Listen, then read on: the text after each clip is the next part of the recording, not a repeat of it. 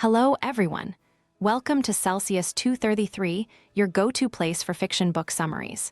Today, we will lose ourselves in The Demigod Diaries by Rick Riordan. The Demigod Diaries by Rick Riordan, published in 2012, is a collection of stories and extras set in the world of Percy Jackson and the Olympians and the heroes of Olympus. These short stories dive into the lives of characters like Luke Castellan, Percy Jackson, and Leo Valdez, offering fans an enriching look at events that deepen the lore of Camp Half-Blood and its heroes. Featuring tales of courage, betrayal, and survival, it bridges gaps in the larger series while introducing fresh adventures. Plot summary. In the quiet shadows of Virginia, a young demigod named Luke Castellan and his companion, Thalia Grace, daughter of Zeus, pursued a peculiar goat radiating an ethereal glow. Thalia, resolute in her belief that the goat was a message from her father, led their chase into the heart of Richmond. The chase ended at a decrepit mansion, where the goat vanished, leaving only a sense of foreboding.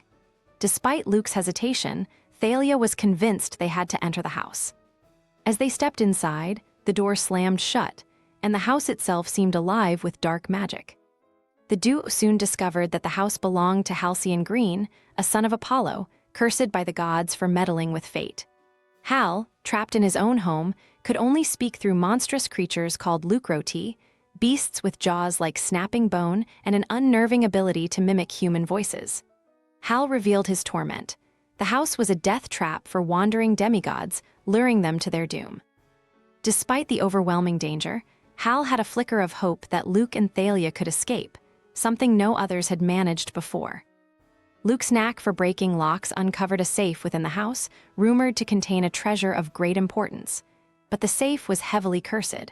With careful precision, Luke bypassed the deadly traps and unearthed a silver bracelet, which Thalia claimed as her own. Yet, no immediate magic revealed itself. The sense of urgency grew as Hal divulged a haunting truth. At sunset, the Lucroti would be unleashed to kill them all. As time ticked away, Hal, spurred by their determination, reluctantly agreed to use his prophetic powers once more. He foretold that Thalia would survive the day but would later face a sacrifice of profound significance. For Luke, Hal foresaw fire, a difficult choice, and a betrayal that filled the old man with dread. Thalia, shaken but resolute, focused on their survival. Inspired by Hal's library, Luke devised a desperate plan to craft Greek fire, a dangerous alchemical weapon capable of burning even the immortal. Working feverishly with ingredients scavenged from the mansion, they succeeded in creating the volatile substance. Thalia used her father's power to summon lightning, energizing the mixture into a glowing green bomb. The plan, however, required a distraction to ensure their escape. Hal volunteered to act as bait, a chance for redemption after decades of watching others perish. Luke and Thalia hid in a closet, listening as Hal lured the Lucroti into the bathroom. The monsters fell for the trap, and Hal unleashed the Greek fire, igniting a massive explosion that tore through the mansion. Luke and Thalia scrambled through a hidden escape chute just as flames consumed the house. A surviving Lucrota pounced on Luke at the last moment, its jaws snapping dangerously close to his face. Thalia, now wielding the silver bracelet, shouted its command word. The bracelet transformed into Aegis, a shield imbued with Zeus's terrifying power. The sight of Medusa's visage on the shield turned the Lucrota to ash, allowing the pair to escape into the night. Another time and place, Percy Jackson, newly returned from a string of harrowing adventures, found himself swept up in a new task from Hermes. The god of travelers, in a moment of uncharacteristic vulnerability, revealed that he had misplaced his sacred caduceus. The staff, critical to Hermes' power, had been stolen by two minor gods, Cacus and Kerkopes, who now threatened the delicate balance between order and chaos. Percy, accompanied by Annabeth Chase, reluctantly agreed to retrieve it. Their search led them to an underground lair in Central Park. The minor gods, crafty and gleefully mischievous, had turned the cavern into a trap-laden maze. Percy and Annabeth navigated the labyrinth with characteristic wit and teamwork, their bond growing stronger as they faced each new challenge. Percy's powers over water and Annabeth's strategic mind proved invaluable when they confronted the thieves. The final battle was a chaotic blur of shifting terrain, traps, and an angry Cacus breathing fire. Percy's control of water was key in subduing their fiery foe, while Annabeth outmaneuvered the clever Kerkopes. Retrieving the caduceus, they returned it to Hermes, who offered his thanks in his typically aloof manner. Yet Percy couldn't help but feel a deeper understanding of the gods' complexities, recognizing the weight of responsibility even divine beings carried. Back at Camp Half-Blood, Leo Valdez wrestled with his own challenges.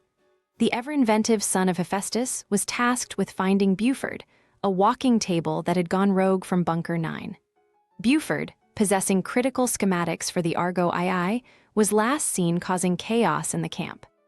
Leo, joined by Jason Grace and Piper McLean, embarked on a frantic search that soon escalated into an encounter with a swarm of Maenads, frenzied followers of Dionysus, known for their deadly and uncontrollable behavior. The Maenads had mistaken Buford for an offering to their god, and their presence brought havoc to Camp Half-Blood. Leo, armed with his quick wit and ingenious inventions, worked furiously to outsmart them while keeping his friends safe. The chase culminated in a showdown at the camp's borders, where Leo's daring use of machinery and fire quelled the Maenads' fury long enough to recover Buford.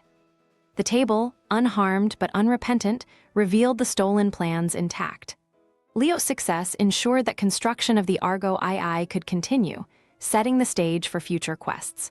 Though exhausted, Leo's resolve burned brighter, a testament to his resilience and creativity in the face of chaos.